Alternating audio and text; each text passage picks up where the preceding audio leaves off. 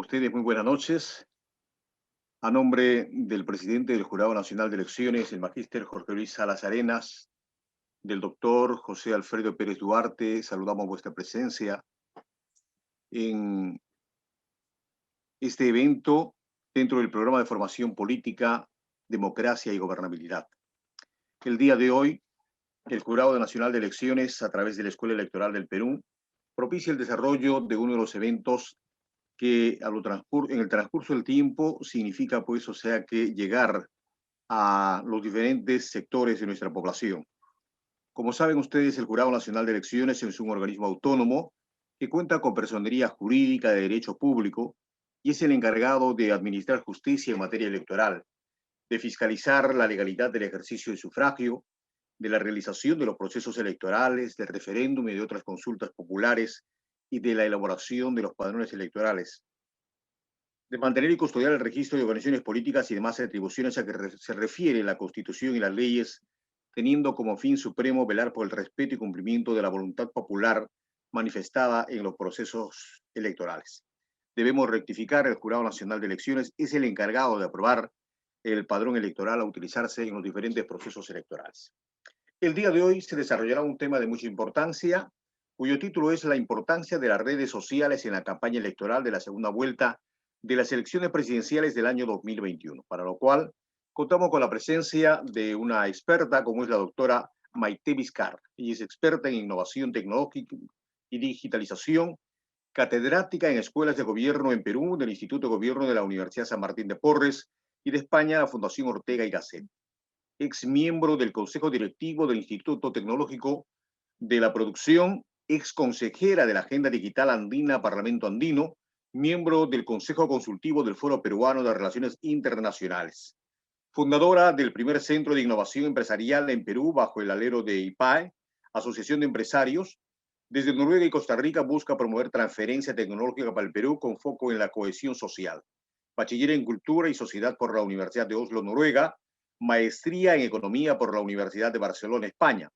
Su experiencia se centra tanto en proyectos privados como públicos vinculados a la aplicación de la digitalización productiva y la democracia.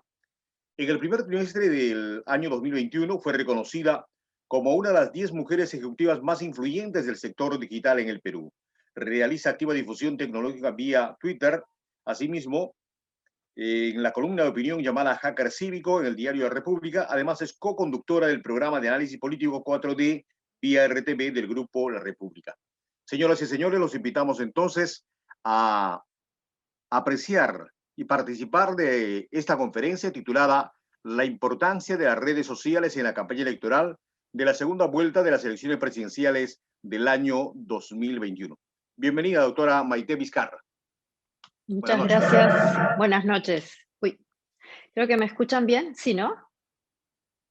Perfecto. Bueno, muchas gracias, Carlos. Gracias a los que están presentes ahora. Este es un tema de mucha actualidad, en efecto. Lo que yo les voy a proponer en estos minutos, me han dado un tiempo que puede ir entre 40 y 45 minutos, es soltar 10 ideas que nos permitan entender qué cosa es esto de las redes sociales, que en verdad es una traducción, bueno, es una traducción libre que alguien hizo del término social media, que es el término en inglés, y que en verdad es más exacto, que hace referencia al término medios sociales o la media social, para explicar el fenómeno más actual del mundo de Internet, que es el que actualmente estamos desarrollando y viviendo.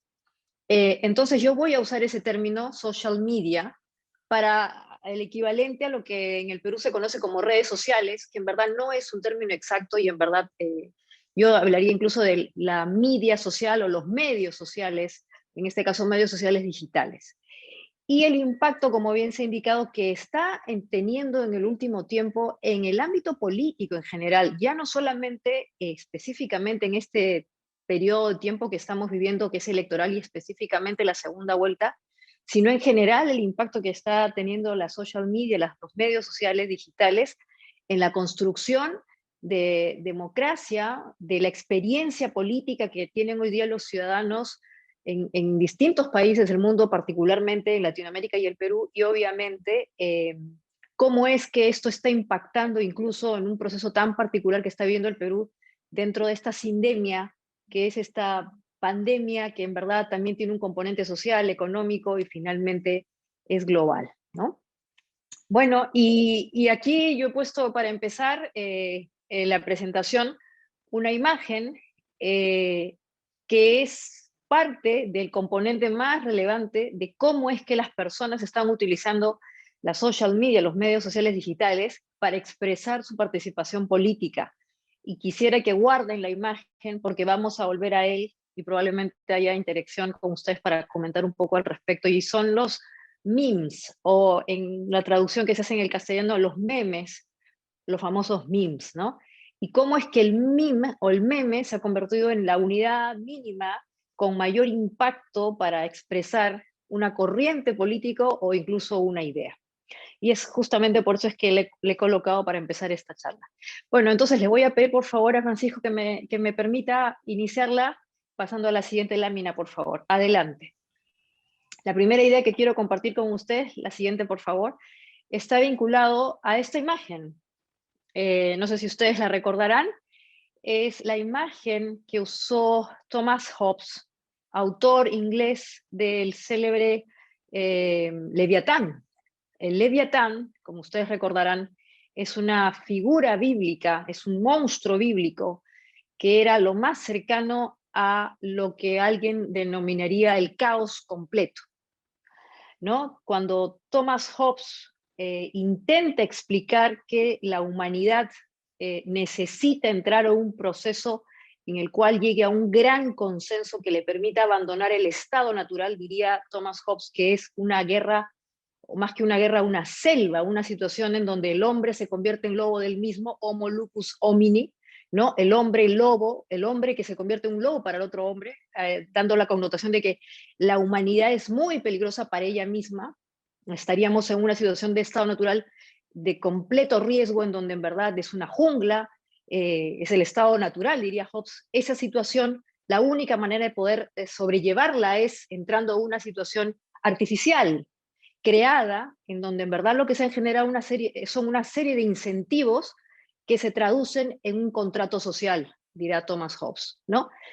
Y estoy colocando al Leviatán porque todo pareciese indicar que en el Perú estamos en una situación de Leviatán, ¿no? Porque es como que se ha generado una guerra o una jungla, y que esa expresión que de alguna manera explicaría Hobbes para justificar la necesidad de llegar a este contrato social, a este gran consenso social en donde cada ser humano tiene que renunciar a parte de su libertad en aras de construir una convivencia sana, se estaría traduciendo concretamente en las redes sociales. Esta primera idea de si en verdad el mundo de las redes sociales o de la social media es un leviatán, es una primera percepción que existe cuando no entendemos bien cómo funcionan estos espacios digitales. Y lo que sí podemos decir hasta el momento es que no es exactamente un leviatán, no es que sea la jungla, no es que sea el caos completo. Detrás de estos entornos digitales, estoy hablando concretamente del caso de Twitter y de Facebook, hay una lógica. Y esa lógica no necesariamente es tecnológica, pero sí es social. Son nuevas formas de interactuar socialmente que están mediadas a través de la lógica de las redes, y ahí hay un concepto importante de tecnología que vamos a explicar, que hace que a veces esto parezca un caos, pero en verdad no hay un caos. Hay reglas, hay normas que no son muy evidentes, pero que cada uno de nosotros, cuando interactuamos en estos espacios, las adoptamos de manera intuitiva o incluso sin darnos cuenta. Pero de esta primera imagen, de este primer concepto del Leviatán, lo que quiero además dejarles a ustedes son dos ideas también importantes, o casi dos palabras. Por un lado, la libertad, y por otro lado, el orden. Pareciese también que en estos espacios digitales hay una suerte de competencia o de equilibrio entre lo que es la libertad y la necesidad de orden, entendiendo además por el hecho de que en estos espacios digitales el valor más apreciado, como en sí mismo es el valor en Internet, es la libertad. Y una libertad absoluta que incluso llega a ser en algunos momentos una anarquía. Pero como he dicho, no necesariamente es así. Hay conceptos, hay elementos de regulación que vamos a explicar, Pero sí es importante entender eso, ¿no? Pareciese que estamos ante una situación de caos, de jungla, que es un leviatán, pero no necesariamente es así. La siguiente, por favor. La segunda idea que quiero compartir con ustedes está vinculada justamente al concepto más técnico. La siguiente, por favor. Y tiene que ver con estas tres imágenes. Esas tres imágenes, en verdad, son la representación de lo que se conoce como una red. Hablamos justamente de las redes sociales. ¿Pero qué cosa es una red? Desde el punto de vista técnico, una red está formada por dos componentes. Lo que se conoce como un nodo, que son cada una de esas circunferencias que podríamos ver, cada uno de esos circulitos de distintos colores. Ahí hay tres tipos de redes que ahora vamos a explicarlas, pero básicamente una red está compuesta por nodos, cada uno de esos círculos, y la forma en que esos nodos se conectan entre sí, que vendrían a ser las interacciones o las interconexiones. Entonces, una red es la composición de un nodo y una interconexión. Dependiendo de la forma como estos nodos se conectan entre sí a través de estas interconexiones, podríamos tener tres tipos de redes. Una primera red, que es la que tenemos de color azul, los círculos de color azul, que es lo que se conoce como una red centralizada. Una red que se conoce como descentralizada, en donde lo que tenemos son estos nodos de color rojo, y finalmente una red distribuida o desconcentrada, que es la que corresponde al color amarillo. Este asunto de entender qué tipo de redes cada una es muy relevante para poder entender también la lógica detrás de las redes sociales o de las social media, entendiendo que en efecto estos espacios se comportan como una red, es decir, existen nodos, y adicionalmente cada uno de esos nodos está interactuando con otros a través de distintas interconexiones que a veces son muy sutiles y que en otros casos son muy evidentes. La primera pregunta que habría que hacerse entonces es, cuando entramos a Twitter, cuando entramos a Facebook, cuando entramos a Instagram, cuando estamos en TikTok, que ahora se ha convertido en la vedette, ¿qué tipo de red es esa? ¿A qué tipo de red estamos ingresando? ¿Estaremos entrando a una red centralizada? ¿Estaremos entrando a una red desconcentrada o estaremos entrando a una red distribuida? Hay que decir que cada uno de estos espacios digitales tiene un comportamiento distinto y es obviamente un tipo de red diferente. Por ejemplo, el caso de la red centralizada, en donde podemos observar que hay un único nodo frente al que convergen el resto, por eso se llama centralizada, se caracteriza por eso justamente. Hay un gran nodo que emite la comunicación o que influye a los otros nodos, respecto a los cuales hay una situación de asimetría. Caso típico de una red centralizada ha sido siempre los medios de comunicación masiva, por ejemplo, la televisión y la radio. Es un nodo central que emite la comunicación y son otros nodos que lo reciben y que eventualmente simplemente tienen esa función de recepción y no necesariamente la interacción. Las redes centralizadas en el ámbito del mundo digital son muy poco comunes. Cuando entramos al mundo de lo digital, en verdad casi que tenemos redes del tipo descentralizadas o distribuidas. Sin embargo, vamos a hablar de un caso específico, por ejemplo, el caso de Facebook. Facebook, ¿qué cosa sería? ¿Sería una red centralizada? ¿Sería una red descentralizada? ¿O sería una red distribuida? Facebook se parece más a una red descentralizada. ¿Cuál es la diferencia respecto de la red centralizada? Que como se ve en esta imagen de color rojo, donde los nodos son de color rojo, lo que tenemos son pequeños espacios o áreas de influencia. Como se ve en ese color rojo, tenemos un nodo central, pero alrededor de ese nodo central otras interacciones. Ahí tenemos 1, 2, 3, 4, 5, hasta 6 distintos nodos sobre los cuales hay una red de influencia, hay un área de influencia. Entonces esa es la diferencia entre una red centralizada, en donde hay un único nodo de influencia, respecto de la red descentralizada, en donde encontramos distintos nodos con su respectiva área de influencia. Eso es lo que pasa con Facebook. En Facebook lo que tenemos es distintos nodos con sus respectivos grupos de influencia. Cada uno de nosotros en Facebook somos un nodo con su respectiva red de influencia, los amigos y a la vez los amigos de los amigos. Aquí es importante entender esta historia, el tipo de red frente al que estamos en Facebook, porque muchas veces los mensajes que se comparten en estos grupos en Facebook e incluso en el caso de WhatsApp logran crear una suerte de burbuja. ¿Por qué? Porque estamos influyendo a una respectiva área o grupo de influencia. A diferencia de lo que va a pasar con la siguiente red que vamos a ver en unos minutos, en este tipo de redes descentralizadas, en donde hay distintos nodos, pero con su respectiva área de influencia, lo que hacemos es reforzar una idea, o en muchos casos crear corrientes de opinión de burbuja, y no necesariamente logramos un mayor impacto, sino que en verdad lo que hacemos es retroalimentar una idea, retroalimentar una corriente de opinión, o incluso retroalimentar evidentemente algunos sesgos incluso, ¿no? Ese tipo de red es el que corresponde a Facebook. Y ojo con la influencia que puede llegar a tener en nuestras estrategias, porque si quisiéramos abrir más la corriente de opinión o crear muchísima más influencia, Facebook no es el mejor lugar. En verdad, Facebook, por la lógica que tiene, sirve para crear comunidad o crear estos espacios más cerrados en donde quiero influir a la misma gente.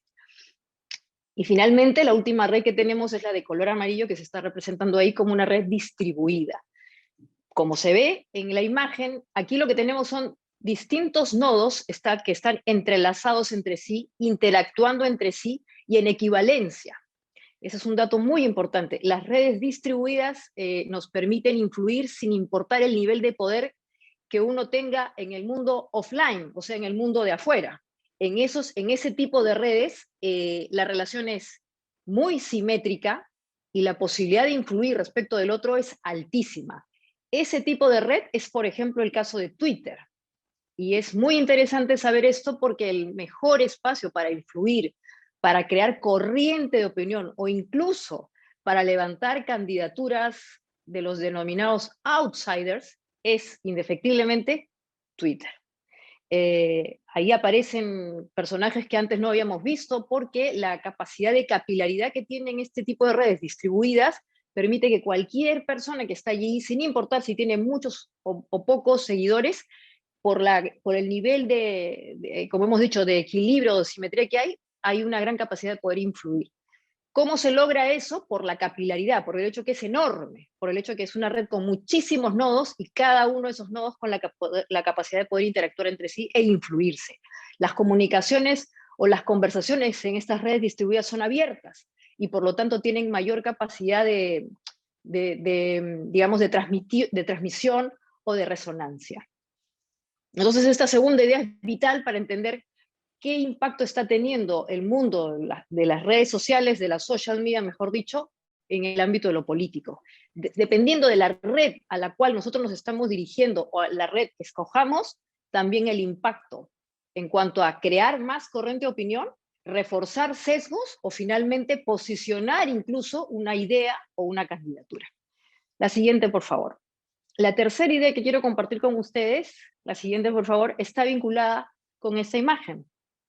Hemos hablado de las redes, de los 3 tipos de redes, y lo que tenemos que entender es que en este mundo digital, en estas plataformas digitales, lo que finalmente tenemos son redes, pero redes de personas. Cada uno de nosotros se ha convertido en un nodo que tiene la capacidad de generar corriente de opinión, de generar una idea o incluso de perturbar el orden de esa red que puede estar muy bien organizada o no.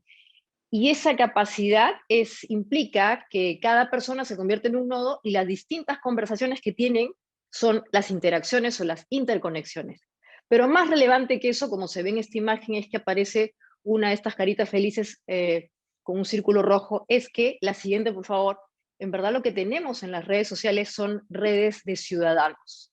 Ya no solamente es la interconexión de nodos, ya no solamente es la interconexión de teléfonos, ya no solamente es la interconexión de tecnologías, sino de personas que interactúan de manera coordinada como una red dependiendo del tipo de red a la cual se hayan involucrado y que eso generalmente genera un impacto muy, muy poderoso. Entonces, esta siguiente idea está vinculada con el hecho de que en las redes sociales, en la social media, lo que en verdad tenemos son redes de ciudadanos, redes de gente con capacidad de influir en otra, de generar sesgos o incluso de posicionar una idea dependiendo del tipo de red a la cual se haya vinculado y en la medida en que obviamente conozca bien cómo funciona esta red para poder generar el valor o el impacto que está buscando.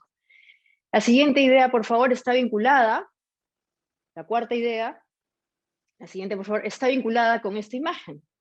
Esta imagen corresponde al movimiento que se produjo en el Perú hacia fines del año pasado, en noviembre. Si bien es cierto, fue una manifestación social, sí, vamos a decir, fue una manifestación social, con muchísimo impacto, no solamente a nivel de Lima, sino a nivel nacional, en donde tuvieron una participación muy fuerte jóvenes, y no solamente jóvenes cronológicamente, sino personas muy vinculadas con el mundo de lo digital, ¿no? En esta imagen, que es bastante expresiva, lo que resalta, además de ver a las personas que están de alguna manera identificadas con la lucha, o bueno, o con el posicionamiento de una idea o una causa, está el hecho de que se generaron una convergencia de distintos intereses e incluso identidades digitales. Yo estuve en la marcha y eso fue una de las cosas que más me llamó la atención, además de que había mucha gente joven, y es un dato importante, porque el Perú es un país de gente joven y hay una población de los llamados millennials, incluso los centennials, que están muy habituados a la lógica de lo digital y que coordinan a través de esa lógica de red, de las 3 redes que hemos visto, ¿no? De manera intuitiva. Ellos no saben que están dentro de una red concentrada o una desconcentrada o distribuida, pero actúan en red porque están constantemente buscando esta interacción, compartiendo información, compartiendo archivos, contenidos, etc. Esta imagen también es importante porque podemos ver una serie de lucecitas alrededor, y esos son los teléfonos celulares. Los celulares, los smartphones o los teléfonos de gama intermedia se han convertido en verdad en un instrumento fundamental de participación política en el Perú. Y particularmente para el hecho de manifestaciones como esta, que han sido tan tremendas, con un impacto social enorme, la coordinación que se ha generado a través de estos espacios digitales ha sido fundamental. Entonces, la idea que quiero compartir con esta imagen es el término coordinación digital, para entender la forma en que las personas, los ciudadanos del siglo XXI, interactúan a través de una causa específica para compartir contenidos, para crear contenidos, para compartir formas de actuar y finalmente establecer apoyos a causas que no necesariamente van a tener una duración en el tiempo, pero que sí van a buscar tener un impacto específico, una marcha, una manifestación, una activación, etc. La siguiente imagen, por favor. Y esta coordinación digital tiene que ver con una idea fundamental, y es que los ciudadanos hoy, gracias a la tecnología, se reconocen como empoderados, como con la capacidad de poder influir e incluso poder no entrar en conflicto, pero sí eventualmente tomar la posición de poderes formales e incluso reemplazarlos. Esta es una imagen que corresponde a una de estas frases que podemos ver en las calles. Bueno, obviamente no es una de algún distrito del Perú, pero eventualmente podría haber sido de cualquier calle de Latinoamérica, que justamente expresa ese empoderamiento. Si el poder formal no funciona, no importa, porque hoy día tenemos a las redes sociales. Las redes sociales son nuestras, son esos espacios en donde nosotros sí podemos influir, en donde podemos generar poder y obviamente hasta la capacidad de poder incluso someter o poner en cuestionamiento al poder formal, a un parlamento, a un poder ejecutivo, a la sociedad misma, ¿no? El impacto que llegó a tener las manifestaciones de noviembre del año pasado llegaron a ese punto. Fue la gente empoderada por el término digital, por los elementos digitales de las redes sociales, que lograron llevar al fin a un régimen. Fue el grupo de personas que estuvo en contra de la llamada ley Pulpín la que evitó que ésta se diera, y que obviamente pusiera en jaque al Parlamento del Perú. Entonces, la posibilidad de que los ciudadanos, empoderados por la capacidad de resonancia que tienen estos espacios digitales, se sientan justamente con esa posibilidad, es enorme y es cada vez más basado en una conciencia. O sea, la gente es consciente de que tiene ese poder y está aprendiendo a utilizarlo. Sí es cierto que esa conciencia y ese uso de ese poder no necesariamente está vinculado a un objetivo más trascendente. Por eso incluso se habla hoy día del famoso clictivismo, haciendo referencia al hecho de que ha aparecido un activismo digital o un activismo político que básicamente es un clic, o sea, me gusta y no me gusta, ¿no? Y con eso ya siento que estoy interviniendo en una causa más trascendente. El problema del clictivismo es que en efecto nos da la sensación de que estamos apoyando una causa, y de hecho la estamos apoyando. La limitación del clictivismo es cómo hacemos que esto perdure y salga a las calles y se convierta en algo más que meramente este tipo de adhesión temporal. En el mundo, particularmente está el caso del movimiento 15M, 11M, los indignados españoles, que finalmente dieron lugar a un partido político, que curiosamente llegó al poder y que hoy día su máximo líder, el señor Pablo Iglesias, ha renunciado a la vida política. Pero la ruta de Pablo Iglesias es muy interesante. Empezó siendo un activista digital que participó en el movimiento 11M de Madrid, conforma un partido político que nace de la lógica de lo digital, llegan al poder formal, y bueno, ya conocemos más o menos su ruta, ¿no? Pero es interesante observar que esas rutas no son extrañas y que incluso podría haber espacio para la conformación de una propuesta política, incluso de un partido político que pueda llegar a tener la lógica de la red. Y eso implicaría, de una red digital, y eso implicaría que no necesariamente tendría que tener una presencia física, ni siquiera permanente, sino que de alguna manera se active temporalmente cuando haya necesidad. Y eso está muy vinculado también con la forma en que las generaciones más jóvenes, entienden la democracia hoy día, ¿no? No sé si, Francisco, hay preguntas, si vamos bien, o cómo quisieras que llevemos hasta ahora la presentación, si sigo o si quieren hacer preguntas. Sí, Adelante. continuamos, doctora, hasta la parte de ya cuando acabe su exposición vamos con la ronda de preguntas. Está todo bien. Estupendo, estupendo. Entonces, esta idea es importante, la de entender que hay un empoderamiento de la ciudadanía. Esto obviamente también tiene que ver con el caso del Perú, y que ese empoderamiento implica que los ciudadanos justamente puedan sentir que a veces ellos mismos no solamente entran en contradicción con el poder formal, sino que incluso puedan reemplazarlo, ¿no? La siguiente, por favor. La quinta idea que quiero compartir con ustedes, la siguiente por favor, es esta, justamente, ¿no? Este empoderamiento, esta capacidad de poder expresar e influir en los entornos digitales, está también vinculado con la forma en que creamos valor social o contenidos. Y aquí aparece un término muy importante que hay que tratar de entender para también no de alguna manera denostarlo, que es lo que ha pasado con algunos políticos formales en el caso del Perú, en el sentido en que no terminan de entender justamente el impacto de lo digital. Y es el meme, ¿no? El meme, o en inglés el meme, ¿no? Es curioso entender que en el caso de países como los latinoamericanos, la expresión política últimamente que se da de parte de la ciudadanía está básicamente expresada en memes. Y el meme tiene esta característica tan particular de convertirse en una suerte de mensaje autocontenido, ¿no? Que en sí mismo es una imagen, es un video, o es básicamente una gráfica. Es una característica del meme, es una imagen, o sea, es algo muy básico que expresa y que conecta además con sentimientos muy básicos, pero que además, dado que es justamente muy básico, tiene la posibilidad de la creación colectiva.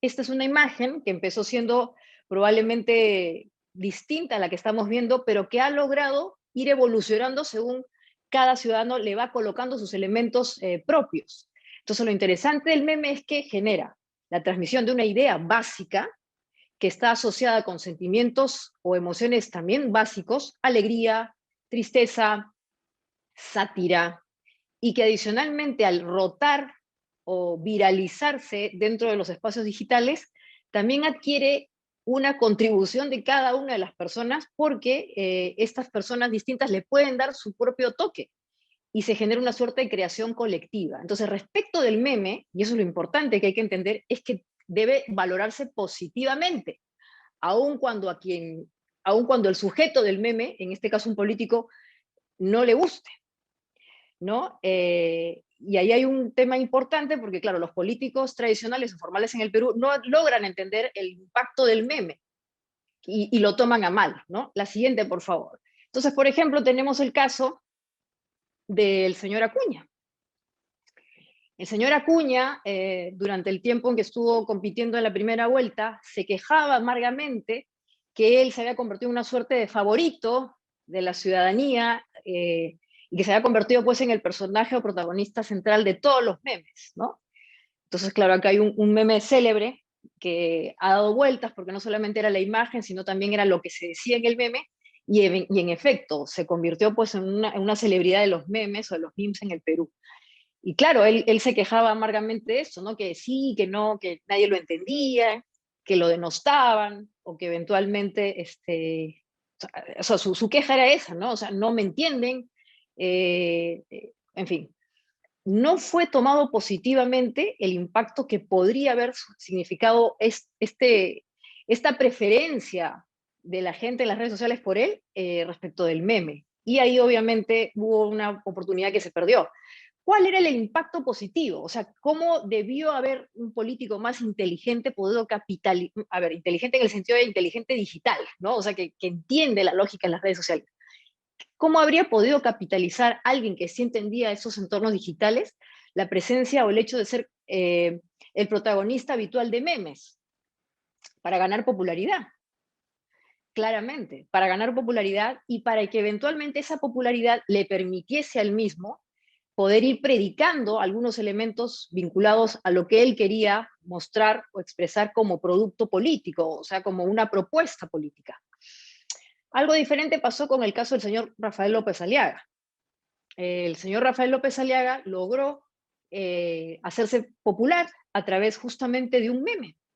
Su vinculación o la relación que existe entre su propuesta y su aspecto físico con la imagen de un cómic como es Porky Pig, el cerdito Porky, le permitió ganar una popularidad enorme al punto que él mismo se referenciaba a través de este cómic, ¿no? Y generó todo un mensaje político en torno al Porky, o sea, se convirtió en Mr. Porky.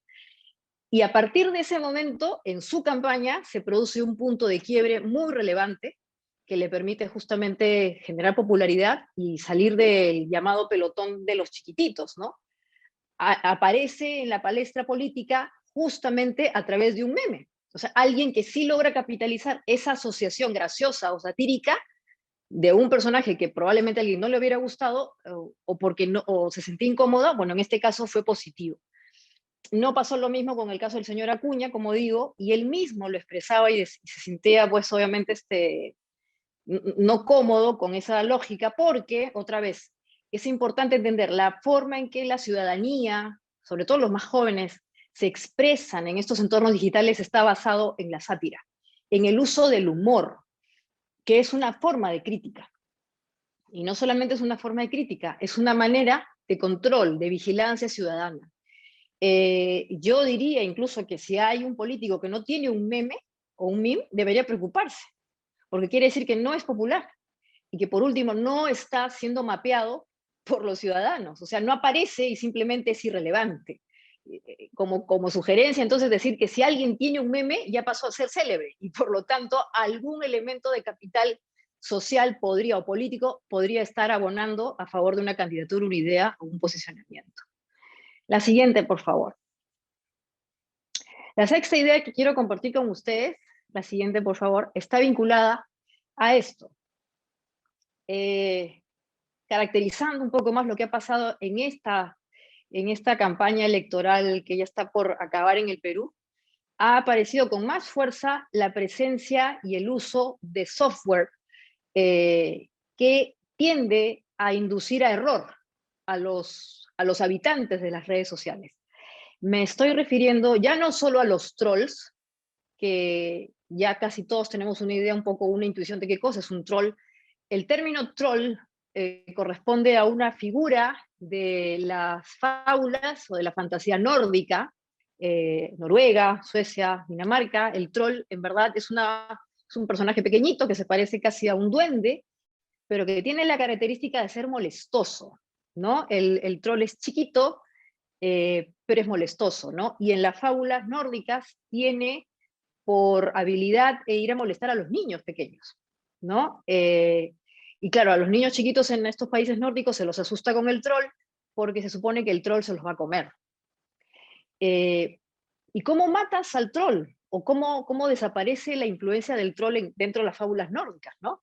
Dicen los noruegos, dicen los suecos, cuando les cuentan los cuentos de los trolls a sus hijitos, a sus niños, que la manera de hacer que un troll desaparezca es logrando que el troll se moleste. Y cuando el troll se molesta, va creciendo y se infla, y se infla, y se infla, hasta un punto en que ¡pum!, explota. ¿Y qué cosa le molesta al troll? La indiferencia. En las fábulas nórdicas, ¿no?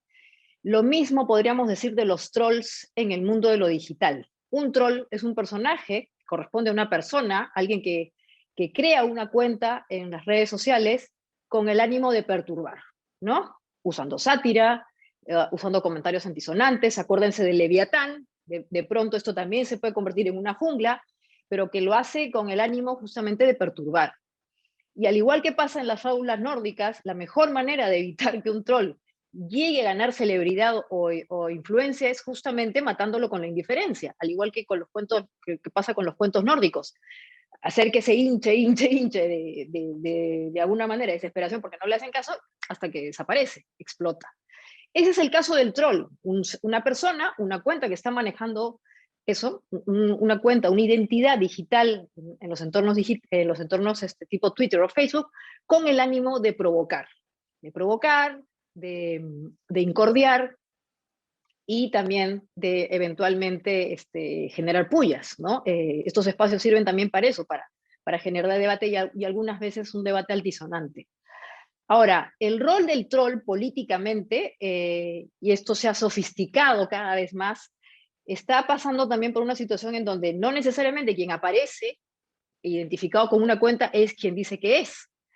Entonces ahí tenemos estas situaciones en donde lo que generamos son corrientes de opinión con el ánimo de inducir error. Y entonces hay casos muy célebres de imágenes de mujeres o de cuentas femeninas que empiezan a interactuar en estos entornos digitales y que en verdad no son manejados por mujeres, sino por varones, que directamente tienen la intención de generar este tipo de comentarios o incluso de denostar contra una campaña, de denostar contra una persona, etc. Pero eso es un troll. Lo importante en el caso del troll es que estamos ante una persona. Y es una persona que maneja una cuenta que se identifica con tal o cual identidad. Sin embargo, este tema se ha sofisticado mucho en el mundo, no solamente en el Perú. El caso más célebre es justamente el de estas cuentas que de alguna manera fueron financiadas por el gobierno ruso, e incluso el caso del mismo expresidente de los Estados Unidos, Donald Trump, que usaba este tipo de software para generar, de alguna manera, más que debate, para incordiar campañas y obviamente generar ruido en las redes sociales. Y me estoy refiriendo a los bots o a software que repite de manera reiterada un mensaje tipo, obviamente identificándolo con distintas cuentas o identidades, ¿no? Entonces, los bots, que hace referencia al diminutivo de robot, estamos hablando de un software que se compra, que de alguna manera por un tiempo determinado, casi como pasa igual con, por ejemplo, la publicidad en Facebook, que uno paga por esa publicidad y obviamente la compra. Tenemos por un lado los bots, pero la sofisticación del uso de un bot es, digamos, las granjas o los market bots, o sea, los lugares donde hay muchísimos más de estos bots que hacen que un mensaje se replique al infinito y que evidentemente en estos espacios digitales pueda generar confusión y, como hemos dicho, también podría terminar conduciendo a que las personas crean algo que no es verdad. Aquí, por ejemplo, tenemos ejemplos, ¿no? Ejemplos de cómo funcionan estos botnets o estas redes de bots, que son software, no son personas, y que tienden a inducirnos a error, ¿no? Entonces aquí ya lo importante que hay que entender es que hay formas de poder identificar estos botnets, a estos bots, y es muy simple, ¿no? O sea, primero que nada, es un mensaje idéntico, número dos, el día y la hora en que se crean estos bots, estos mensajes también es un indicio para saber si es en verdad una persona o es un software. Y número tres, para hacerlo muy simple, es básicamente el copy-paste de un mensaje que se replica al infinito, aun cuando la identidad esté variando, ¿no? Entonces, ¿cuál es el efecto de los botnets o de los bots? Básicamente, inducir error, porque evidentemente hay algunas personas que todavía no entienden bien la lógica en las redes sociales, que se dejan llevar por la emoción del disparo del tweet o el retweet, y obviamente eso genera mucho más ruido y confusión. y eso está orientado justamente a o bien golpear una candidatura, golpear una idea o reforzarla al respecto, ¿no? Y esto obviamente está más vinculado a otro fenómeno que está dentro de las redes sociales, pero también está en el mundo de afuera, y es todo el asunto de las noticias falsas, las famosas fake news o estas verdades paralelas que existen, ¿no? La siguiente, por favor. Al respecto, es importante entender que cada vez más hay la necesidad de entender que dentro de las redes sociales tenemos que buscar gente o fuentes que sean verificables o que gocen de algún nivel de seriedad, ¿no? Aquí, por ejemplo, tenemos otra vez un caso interesante. Esto está en el límite de lo que viene a ser la sátira, el chiste, pero también la verdad, ¿no? Suelen aparecer estas encuestas trucadas, que son de mentira, e incluso noticias falsas, ¿no? Ayer el señor Jaime Chincha mencionaba que habían empezado a distribuirse a través de grupos de WhatsApp pantallazos donde aparecía él con un candidato, bueno, en este caso con el señor Castillo, y que debajo de estas dos imágenes había un fraseo o había un título que no correspondía a lo que inicialmente había sido esa imagen.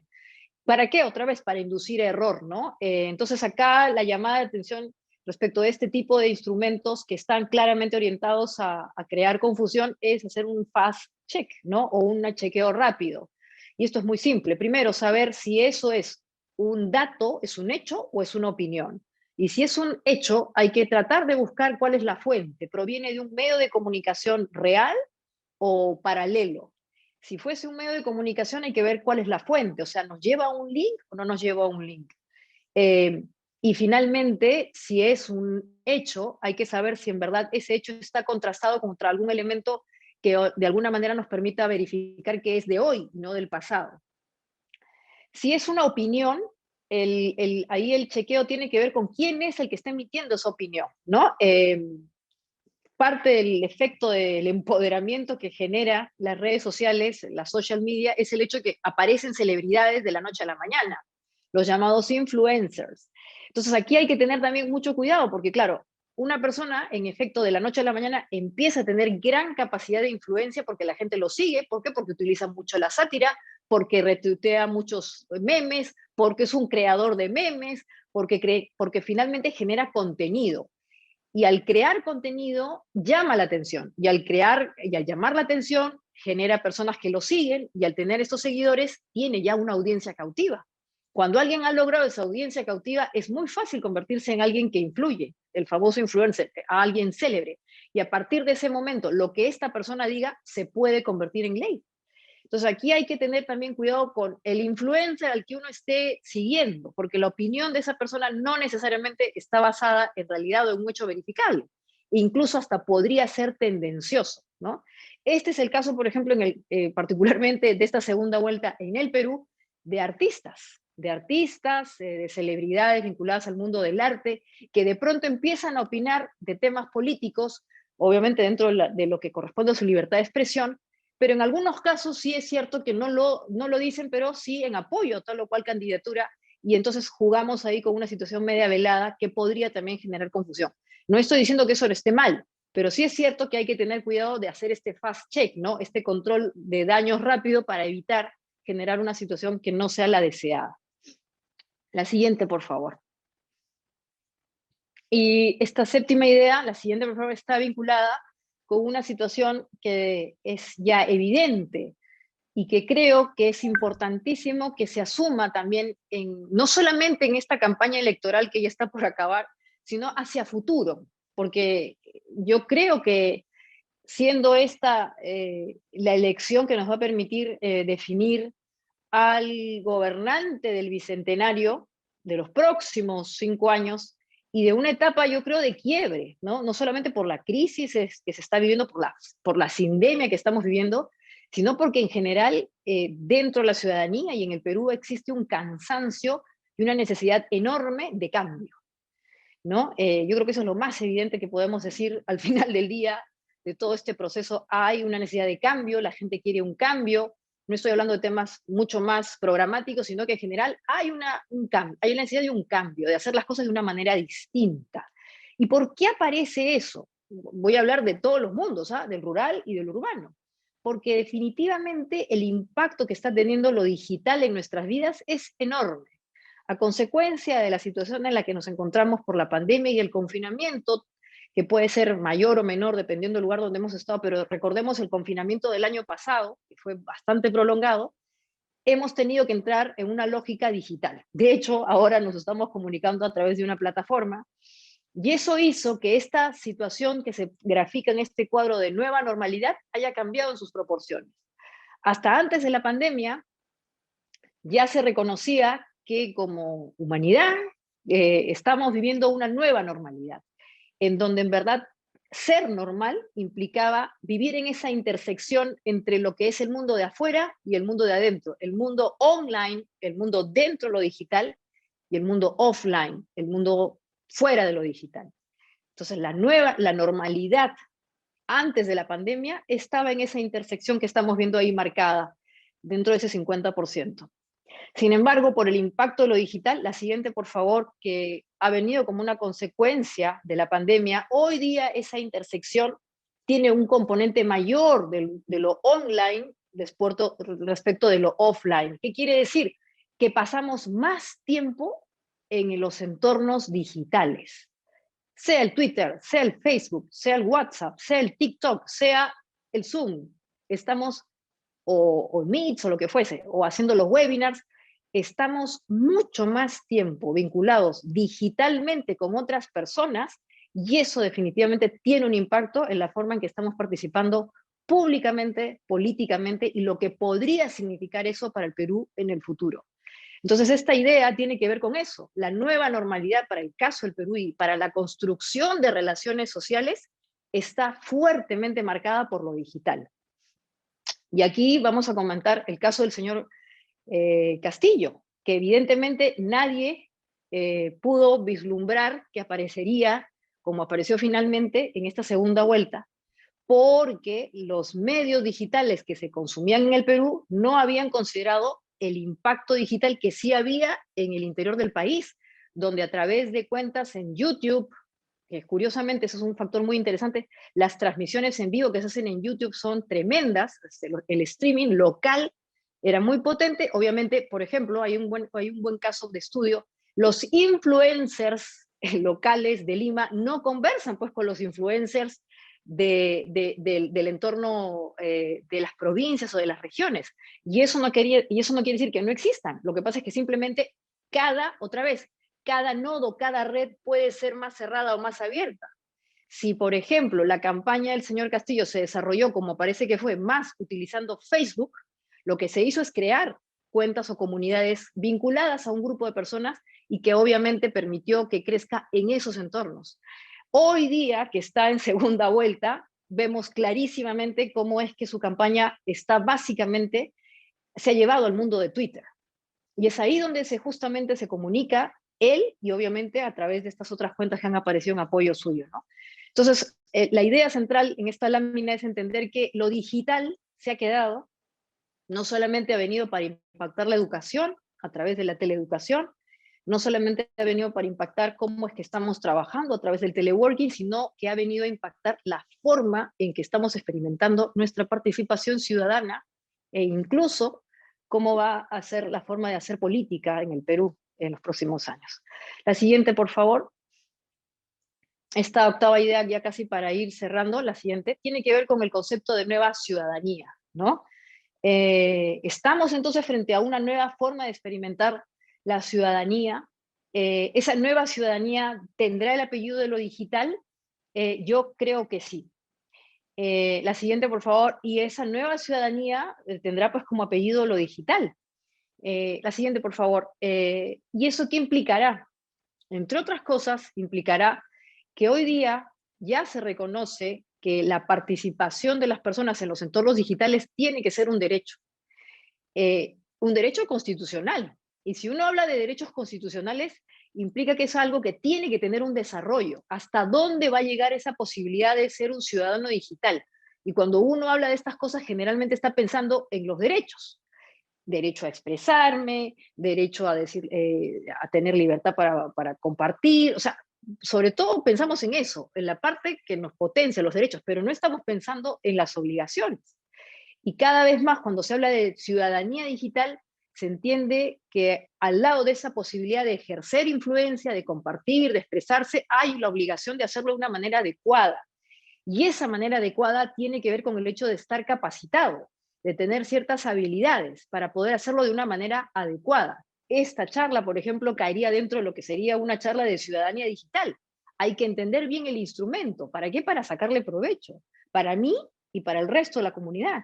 Y para que evidentemente no se desperdicie, que es el drama que hay cuando obviamente no entendemos estas cosas. Aún así, como digo, cada vez más hay conciencia en el mundo de que la ciudadanía digital ya llegó y tiene que tener un reconocimiento constitucional que no solamente permita su ejercicio, sino también una obligación de hacerlo de manera adecuada. Y dentro de esa obligación aparece la figura de la vigilancia ciudadana. La siguiente, por favor, que es justamente este elemento importantísimo que yo estoy denominando un nuevo pacto social.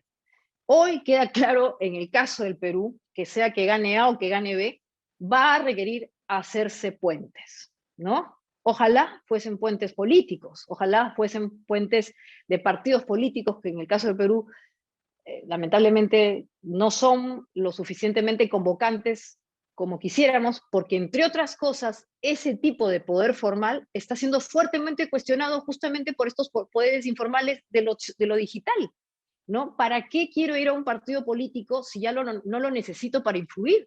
Simplemente levanto una cuenta en Twitter, levanto un canal en YouTube, me convierto en un influencer y empiezo a generar política, hago política, sin tener que militar en un partido político. Entonces eso también implica cuál va a ser la renovación de los partidos políticos respecto a lo digital. ¿Qué rol van a tener que desarrollar en un mundo en donde cada vez más, acuérdense de la imagen de las interacciones y de los nodos, los ciudadanos se comunican directamente entre sí, e incluso con ciudadanos más influyentes e incluso con ciudadanos más poderosos? Entonces, el rol mediador que tenía un partido político empieza a diluirse.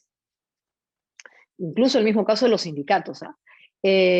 Pero este nuevo pacto social entonces está vinculado con una nueva ciudadanía que tiene que ejercerse bajo una lógica que alguien tiene que reconocer. Y si no reconoce formalmente ese poder, ese alguien se va a hacer de motus propio. La propia gente lo va a hacer. Y yo creo que este es un dato muy importante. Yo creo que hoy en el Perú hay cada vez más conciencia del poder que tienen las personas de salir a la calle, de autoconvocarse por redes sociales y bueno, y de cuestionar lo formal, ¿no? Y no lo pensemos solamente como una manera de atemorizar, sino como una posibilidad enorme de exigir al poder formal que funcione de acuerdo a ese pacto social que hay que volver a revisar. La siguiente, por favor. Y eso tiene que ver, evidentemente, con este término, que es la forma en que podríamos definir a los nuevos ciudadanos digitales, el concepto del hacker cívico. La siguiente, por favor. Un hacker cívico, un hacker sobre todo, vamos a empezar por el término. Cuando uno habla de hacker, se acuerda de la imagen negativa de que seguramente alguien le ha causado un daño a su computadora, le ha metido un virus. El hacker estaba generalmente asociado con elementos negativos. Y yo creo que esa es una idea equivocada, porque lo que se produce es una confusión entre el término hacker y cracker. El que genera daños, el que hace prácticas intrusivas para dañar una computadora, para meter un virus, etcétera, es el cracker. ¿Cuál es la diferencia entre un cracker y un hacker? Los dos, se trata de dos personas que tienen un gran conocimiento de lo digital, una gran habilidad con el tema digital, con el tema tecnológico, lo entienden, y evidentemente los dos tienen una conducta que podríamos calificar como de provocadora. Son sujetos provocadores que van a entrar a entornos sociales, técnicos o físicos para provocar, para generar alguna acción. Pero mientras que el cracker lo hace para efectos de dañar, el hacker lo hace simplemente para generar una suerte de cambio social. Entonces, basados en esas definiciones, el señor Pekka Immonen, que es un experto en temas de ciudadanía digital, escribió este libro que se llama La ética del hacker, y el espíritu del área de la información lo hizo justamente con el célebre Manuel Castells. En este libro, él plantea cómo es que se está generando una nueva forma de generar ciudadanía a través de lo digital. Y él habla del ciudadano digital entendiéndolo como este hacker, que es un hacker cívico, o sea, es un ciudadano empoderado que cuestiona el poder formal para hacer que funcione, o eventualmente para hacer que haya un cambio, ¿no? Entonces, la idea detrás de poder crear disrupciones sociales como las que he mencionado, derogando leyes, haciendo que el Poder Ejecutivo se manifieste, en fin, generando, como digo, algún tipo de efecto o reacción, es lo que se entiende como el hacker cívico, o como esta nueva ciudadanía, que está basado en estos elementos, ¿no? La siguiente, por favor. Y ese hacker cívico, que es este nuevo ciudadano, también tiene esta virtud de entrar a los entornos formales, al poder formal, con la lógica de poder cambiar. Cuando se habla ahora, en el caso del Perú, de qué va a pasar después del 6 de junio, dentro de tantas incertidumbres que tenemos, cómo es que va a impactar, cómo es que esta segunda vuelta y lo digital está impactando, yo creo que se va a manifestar de dos maneras muy claras. Uno, como ya lo he mencionado, con la convicción o la conciencia de que hay poder, y ese poder proviene de estos entornos digitales, del uso de estos medios digitales, de la posibilidad de aglutinar, de autoconvocarse y crear estas enormes redes, y obviamente tener capacidad de someter o de incluso de cuestionar lo formal. Y número dos, el hecho de que ese hacker cívico tiene la capacidad de poder generar cambios positivos. El único problema con esta situación es la temporalidad, que como hemos mencionado, no necesariamente va a tener una vocación de futuro, podría ser solamente un momento, un mes, en fin, hay una temporalidad que alguien con un poco de mayor capacidad podría aglutinar o eventualmente capitalizar ya como una propuesta programática. Y esto que estoy diciendo no es descabellado, al punto en que podríamos hablar de partidos políticos de nuevo cuño, muy modernos, estamos en el siglo XXI, estos partidos políticos que tengan la lógica de una red como en efecto ya han existido. La siguiente, por favor. En Argentina se desarrolló una propuesta basada en el discurso libertario del Internet, en el empoderamiento ciudadano a través de lo digital, y se creó un partido que se denominó el Partido de la Red, ¿no? El Partido de la Red no existió físicamente, sino que existió digitalmente, pero tuvo propuestas políticas que le permitieron participar en sufragios. Y más aún, no solamente hablemos del Partido de la Red argentino, hoy en el mundo existen los llamados partidos piratas, los Pirate Bay, que son estos partidos digitales que están con la lógica de lo digital y que tienen fuerte presencia en Europa. Incluso hasta tienen presencia en los parlamentos europeos, ¿no? Ya he mencionado el caso también de España. Entonces, la lógica de lo digital como un discurso político está presente, y yo creo que en el caso del Perú todavía no ha entrado, no ha salido a la palestra, pero que está muy cerca de hacerlo, ¿no? Es posible que pronto veamos algunas propuestas de este tipo porque se han dado las condiciones están dadas. Para empezar, la nueva normalidad de la que ya les he mencionado, esto, lo digital, es hoy día nuestro día a día, así nos estamos vinculando, y obviamente aquí la forma de socializar es distinta dependiendo del tipo de red en la que nos encontremos, ¿no? Creo que ahí ha terminado mi presentación. La siguiente, por favor. Y bueno, estoy a disposición de ustedes para poder conversar o eventualmente escuchar sus comentarios o preguntas.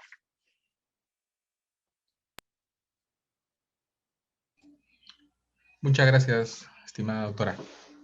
Señor Carlos Trujillo, por favor, ¿podría encender su micro?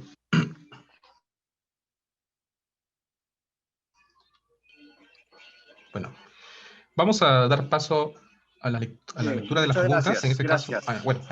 Solamente queríamos participarle una inquietud, o sea que a la doctora, de Mónica Salazar, quien dice, el meme tendría que tener una estrategia, si no podría convertirse en un arma de doble filo contra el candidato o candidata.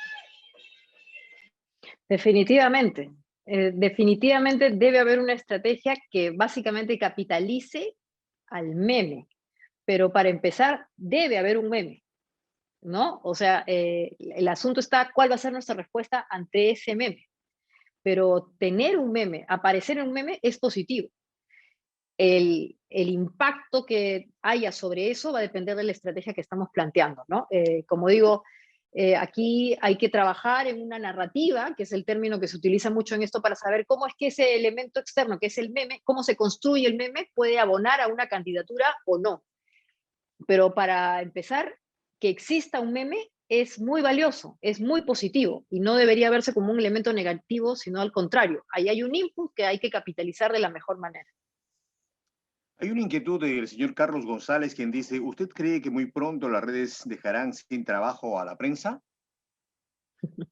No, no, definitivamente no. Lo que está generándose es un blend, una situación de complementariedad que es muy interesante, ¿no? No por gusto, los medios formales también tienen una presencia digital, ¿no? E incluso han creado canales digitales en cuanto a hacen el streaming a través de YouTube, tienen contenidos digitales específicos. Entonces yo en verdad lo que creo es que hay una complementariedad porque son dos códigos distintos, son códigos diferentes. La televisión corresponde a un tipo de red. Recuerden estas 3 redes que les he mencionado. La televisión es básicamente de un solo lado. Yo emito un contenido y ahí el que lo recibe lo está haciendo de manera pasiva. Pero si ese tipo de contenido de comunicación se complementa con uno en donde hay interacción, dependiendo de estas dos redes que adicionalmente he mencionado, el impacto puede ser mayor. Entonces, en verdad, yo lo que creo que hay una complementariedad de códigos distintos y que sí se está produciendo una evolución de los periodistas, de los comunicadores en general, que ahora tenemos que saber cómo interactuar también en esos espacios para capitalizarlos de la mejor manera.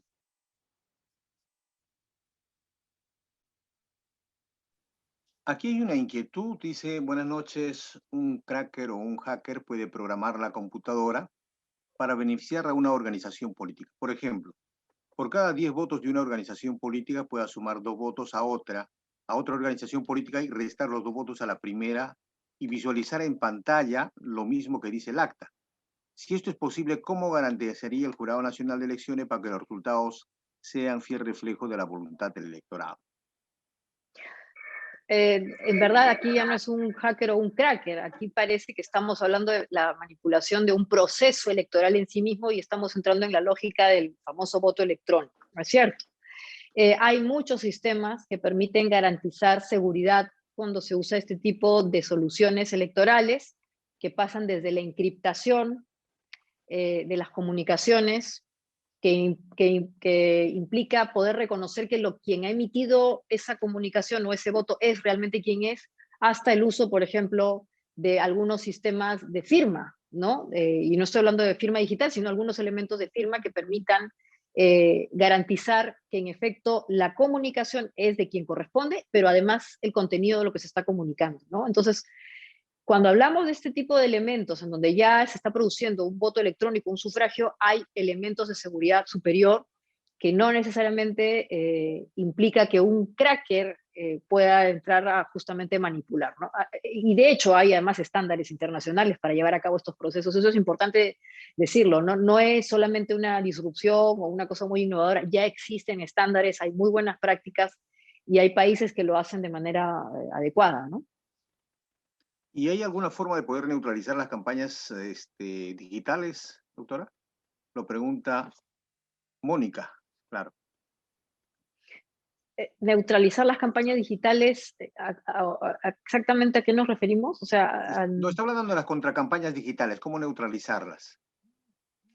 ya, es que depende qué entendamos por neutralizar, ¿no? Yo había comentado al comienzo, no al comienzo, sino cuando hablamos del tema de los trolls, de los botnets y de las fake news, que hay que tener una estrategia también para hacer que el troll baje el volumen, ¿no? O el ruido. Y la mejor manera es justamente no pisando el palito, ¿no?